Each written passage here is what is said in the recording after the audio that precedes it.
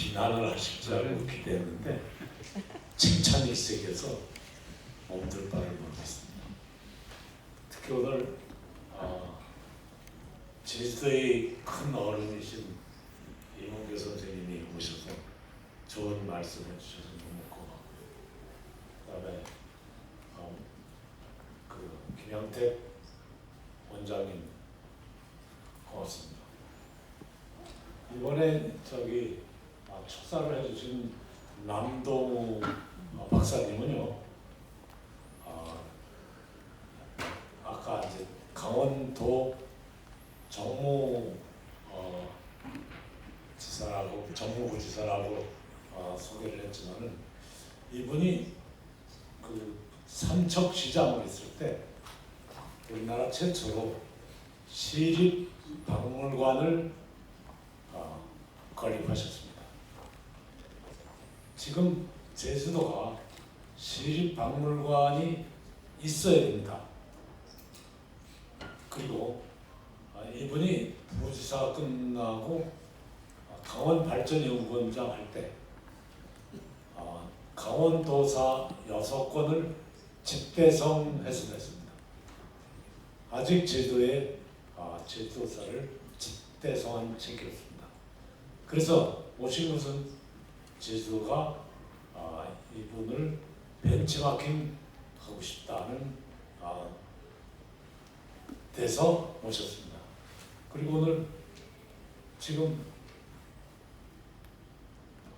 오셨나요? 고혜령 박사? 고혜령 박사님은 내 다음에 할 거지만 제주도 오늘 2번 왔습니다. 와서 비행기 타고 와가지고 비행기가 안 내려가지고 빙빙 돌다 김포공항 가서 김포공항에 있다 그래서 내가 안녕히 가십시오 그랬더니 좀 이따 전화해서 다시 오겠대요. 그래서 오셨습니다. 고혜령 박사님은 우리나라 뿐만 아니라 동남아의 역사를 주체적으로 이룩하신 고병익 선생님, 서울대 총장하셨던 고병익 선생님이 따님이십니다. 더불어서 대를 이어서 우리나라 역사를 주체적으로 이끌어가면서 제가 잘못 알고 있는지 모르지만 역사편찬위원회에서 편사부장을 하면서 3만여 책을 발행하셨습니다. 그리고 지금은 일정 때 일본과 싸운 여성들에 대한 평전을 많이 쓰시기도 했고요. 지금 각지를 다니면서 각 지방사 그리고 가족사를 연구해서 지방사, 가족사를 중앙사에 편입시키는 노력을 하고 계십니다. 사실이죠. 근데 제가 특별히 모신 거는 제가 헌마공신 김만일에 대해서 어줍지 않은 소설을 썼는데 김영수 이사장님이 굉장히 발전을 위해서 노력을 하고 계십니다. 그런데 이게 제주말의 김만일이어서 안타까운데 이걸 기회로 김만일이 전국적인 김만일, 세계적인 김만일로 만들고 싶어서 선생님 의견을 나중에 듣고자 합니다. 오늘 이제 본격적으로 하겠습니다. 제가 7권의 책을 냈는데 나중에 이 책을 쓰고 다시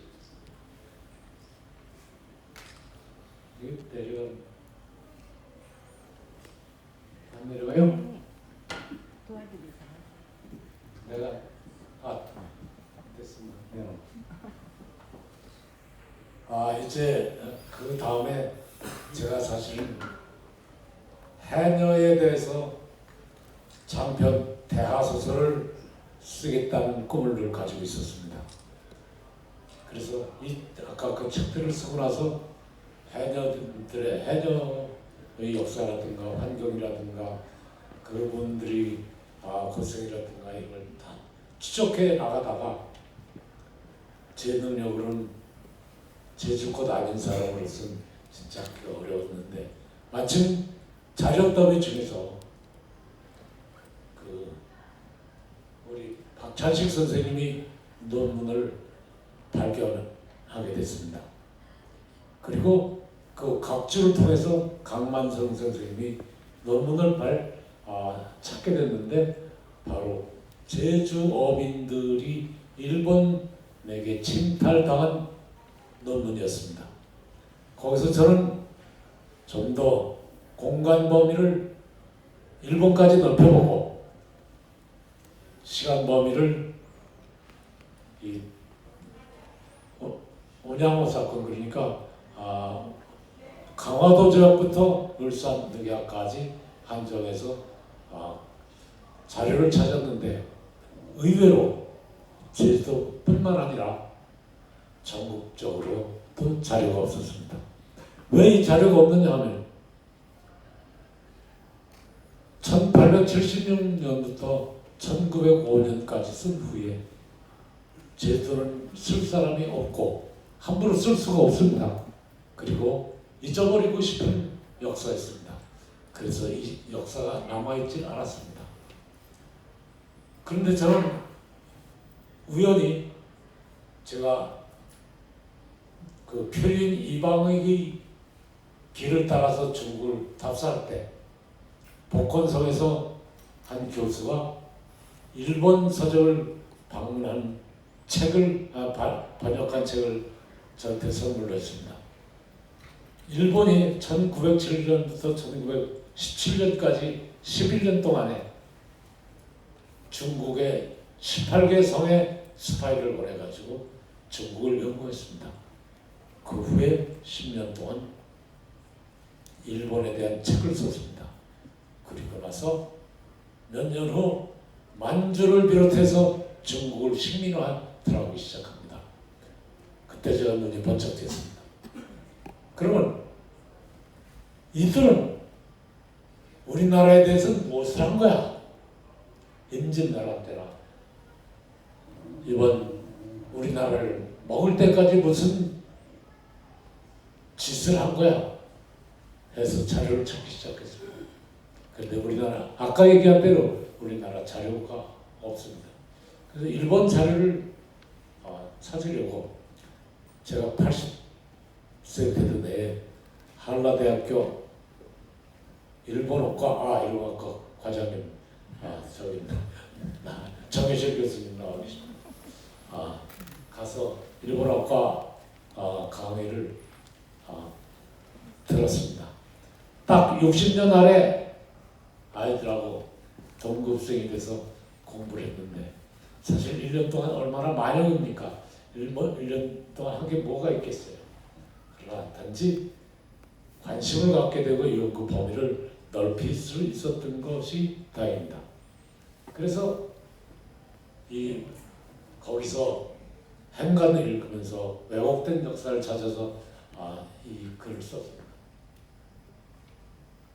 저는 이 책을 쓰면서 육지의 위정자들이 지도자들이 갈팡질팡 우왕좌왕하면서 중심을 못 잡고 일본에게 끌려가는 그런 현실과 더구나 그로 인해서 우리 제주 사람들이 당한 그런 모습을 쓰고 읽어 나가기 시작했습니다. 이문규 선생님이 울분이라고 말씀하셨는데 앞으로 얘기하실 고 박사님도 제 원고를 보시더니 울분을 참지 못했다고 합니다. 제가 울면서 글을 썼습니다.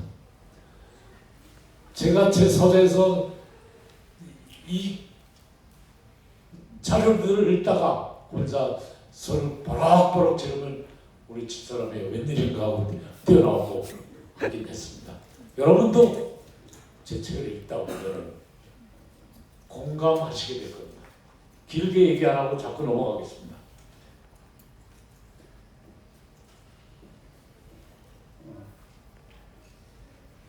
강화도 제약 쭉 보시고, 강화도 제약에서 제일 문제는 우리나라를 청량하게 허용한 것입니다. 아까 남동우 부지사의 동생 남영훈 선생이 유명한 지리학자인데, 그분의 얘기에 의하면 대동여지도가, 우리나라 계약 담당자가 대동여지도를 일본 사람에게 복사하게 해가지고 그 대동여지도를 이용해서 일본 사람들은 우리 동학군을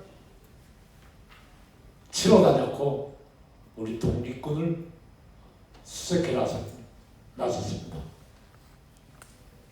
그리고 중요한 거는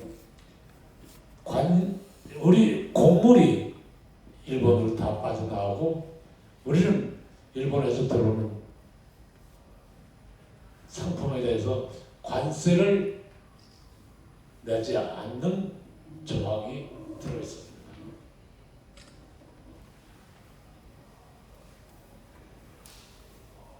그 후에 우리는 이걸 개정하면서 은근히 관세 받아내려고 통상장정을 새로 만들자 할 때 썩 만들다가 조항 하나가 썩 들어왔어요. 이겁니다. 일본국 어선이 조선국의 전라, 경상, 강원, 함경, 사도해 바다에서 고기를 잡아도 좋다는 항목이 들어가 있습니다. 우리 계약 담당자나 위종자들도 미처 몰랐던 거죠. 그리고 나서 일본은 배를 짓고 자금을 준비하고 어부들을 교육시켜서 다음에 1884년도에 우리나라 바다로 몰려오는데 제주도로 엄청나게 몰려옵니다. 이 민영목이라는 사람은 민씨 4인방으로 이런 일을 저질렀는데, 이분은 제주의 우리나라에 먹거리를 내주고 바다를 내주고 하늘을 내주고 이 땅을 내준 사람입니다. 저는 이완용보다도 더 매국노라고 주장하고 있습니다. 여러분 잘 모르시겠지만 이제부터 한번 관심을 가져주시기 바랍니다.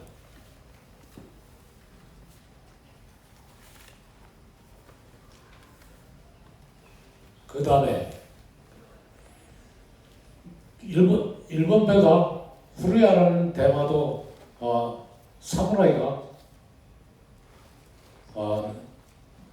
장수기선 세대와 운반선 세대를 끌고 서귀포 앞바다에 가서 전복을 잡습니다. 깜짝 놀라가지고 제주 목사가 갔더니 그러냐고 올라가요. 그 다음에 제주 산지천 앞바다에 16대가 와가지고 또 잡아요. 제주 목사가 달려가니까 또 가요. 그 다음에 제주 일본 공사가 3만 엔을 내라는 겁니다. 왜? 너희들이 고기 잡으라고 그랬잖아. 근데 왜 못 잡게? 3만 엔을 내라고 그랬는데 3만 엔은 계산을 보니까 쌀 70선 정도의 금액입니다. 나중에 협상을 해서 6,600 엔이고 그 다음에 고기 14척이 원체를 하도록 허용했는데, 여기에 문제가 뭐냐면 이제 제주 사람들이 이 사람들 잡아가도 건드리지도 못합니다.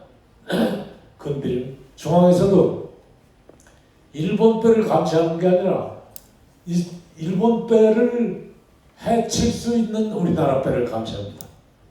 그러니까 우리나라 사람들은, 우리나라 어부들은, 해녀들은 일본 사람들이 잡아가는 거 멀뚱히 보면서 속만 끓이고 있는 겁니다. 이게 나라입니까? 이게 우리나라입니까? 다음으로 넘어갑니다.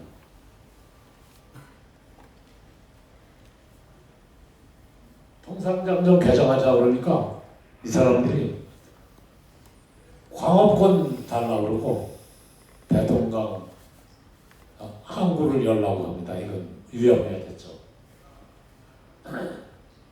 그 다음에는 해결한다는 것이 그럼 업세를 내겠다.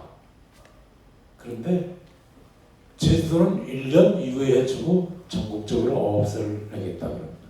우리는 세금 낸다니까 좋아서 그랬지만은 업세 낸다는 뜻은 뭐냐면 자기네들이 고기 잡는 거를 정식으로 허용한다는 뜻입니다.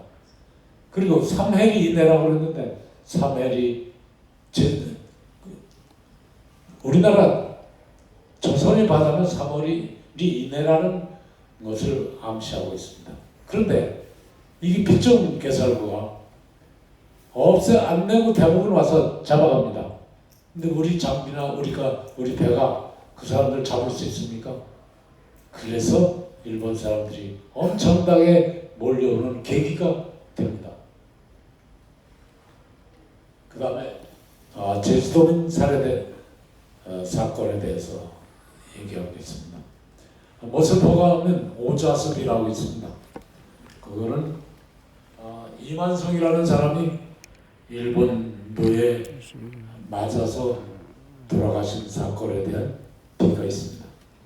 그리고 배령리, 지금의 금능리에서 양종신이라는 이장, 그때 유사라고 했는데 지금의 이장이죠. 오물가에서 여인들을 희롱하는 사람들을 나무랬더니 일본 어부가 일본도로 양종신을 쳤는데 몸을 두 동강을 냅니다. 이쪽 어깨에서 쳐서 이 허리까지 두 동강이 납니다. 그런데 그걸 봤던 그 사람들이 지목한 사람을 잡았어요. 그런데 이 사람이 아니라 그러면서 제주 목사가 풀어줍니다. 그때 배령리, 한림리, 곽지리, 애월리 사람들이 전부 일어납니다. 그래서 요의 불길처럼 저항운동이 일어납니다. 처음에는 이 목사를 향한 조교나 목사를 향한 난리였지만은 일본으로 확대됩니다. 그런데 여기서 그 하귀리 출신의 김준현 그분이 광석일시도군요. 그분이 분연이 일어나서 이 모든 반란의 무리들을 끌고 제주성을 쳐들어갑니다. 성을 때려부수고 모든 창고를 열고 목살 무릎 꿇리고 그 다음에 무기고를 탑니다. 그리고 무기고에서 무기를 다 뺏어서 무장을 합니다. 그리고 건이포 앞바다에 있는 일본 배에 무기를 들고 쳐들어가서 싸웁니다. 그런데 몇 문헌이나 신문에 보면 이 김지가 무리를 배신해가지고 제주 목사의 뇌물을 먹고 무리를 배신해서 무리들이 반항의 무리들이 밟아 죽였다고, 그래서 불알이 터져 죽었다고 나옵니다. 그렇게 전해져 있어요. 그런데 저는 아무래도 이상해서 사료를 찾아다녔습니다. 뜻밖에도 국립제주마을 박물관에서 김지가 이 목사에게 이규원 목사에게 주민들이 그 국정의 폐단에 대한 진정서를 쓴 그 원문을 제가 발견했습니다.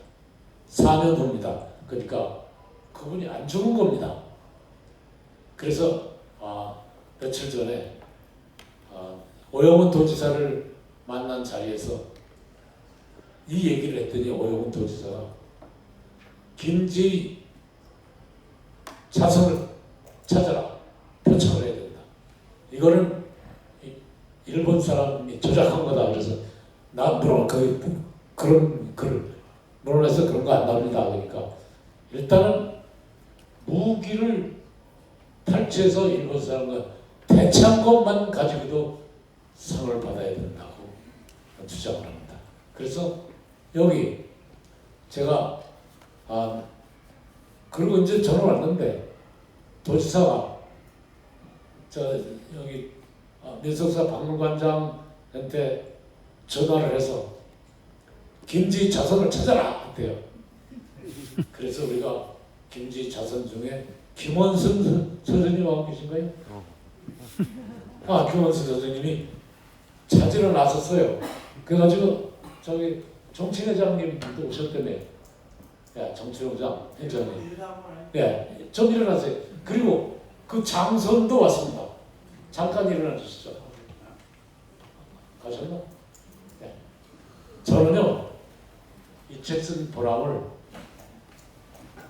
이 억울하게 당해가지고 고통을 받던 누명을 쓴 김지 장군과 그래서 낯을 못 들고 다닌 자손들 이런 분들에게 다시 이런 분들을 부활시킨 이거 자체만 가지고도 저는 이걸 쓴 것의 무슨 보람을 느낍니다. 여러분 박수 안 쳐요.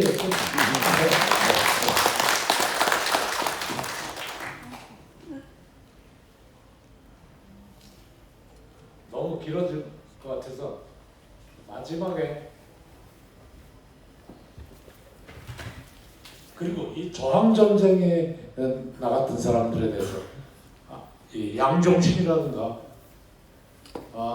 저 산지천 앞바다에서 일본 사람한테 칼에 맞아 죽은 임순백 그리고 성산포에서 총에 맞아 죽은 일본 사람과 싸우다 총에 맞아 죽은 오동표 사실 이 사람들이 위령비례도 세워주시면 어떨까 하는 생각입니다. 그게 제주 사람들이 자존심 아닙니까?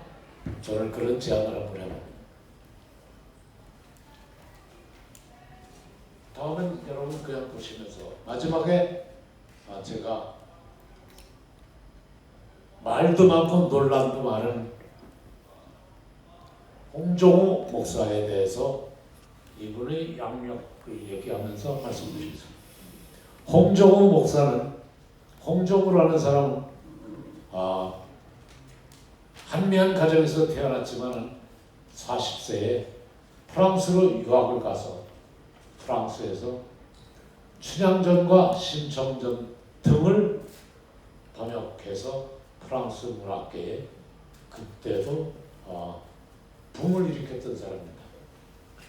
이분이 돌아오면서 일본에서 김옥균을 갑신정변을 일으킨 김옥균을 일본에서 미행해 가다가 상해에서 이 사람을 총살하고 시체를 끌고 옵니다.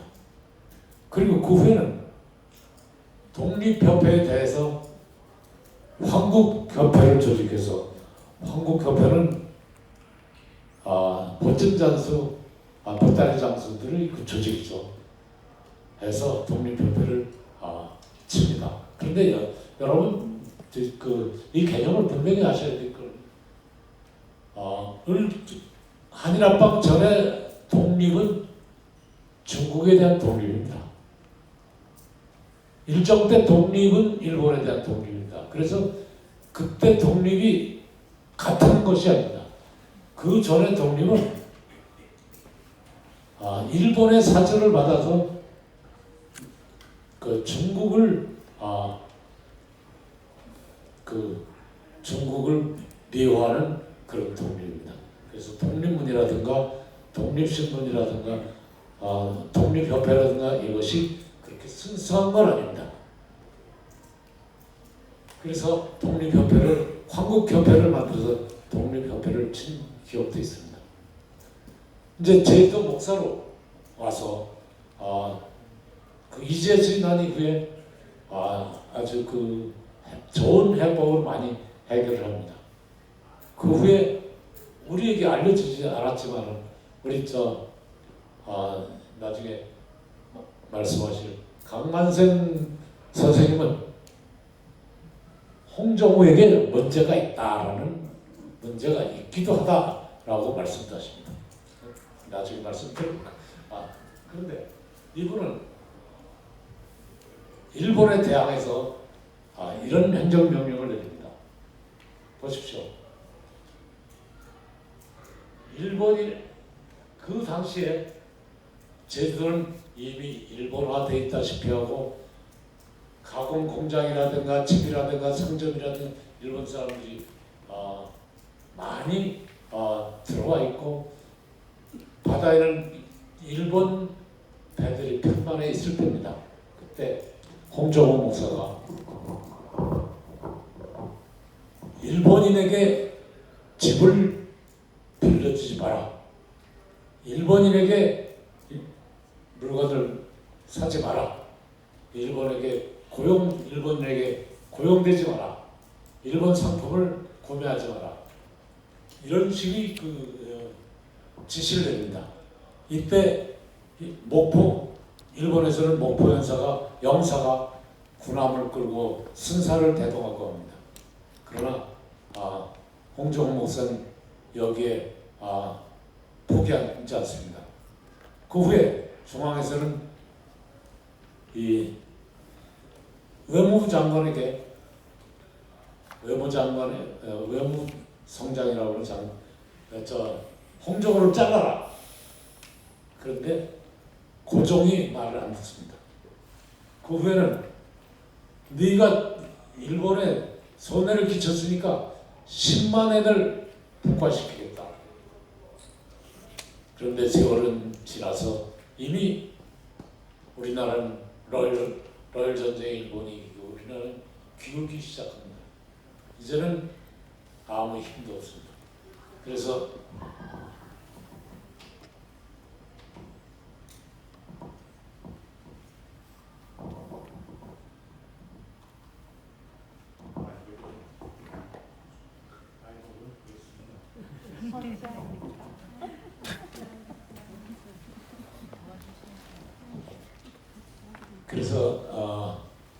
나중에 이런 말을 썼습니다. 1905년 4월 홍정호 목사는 자기에게 주어진 작은 권한으로 나와 일본인의 침탈을 막으려 했으나 대세는 이미 기울어져 있었다. 그는 제주 바다에 편만에 있는 일본 배들을 바라보며 점점 일본화되어가는 제주 사회를 한탄하며 제주를 따라가는 배에 몸을 실었다. 제주를 지키려는 마지막 우국지사의 심정이 어떠했을까? 빼앗긴 바다여, 제주 바다의 슬픈 역사여. 고맙습니다.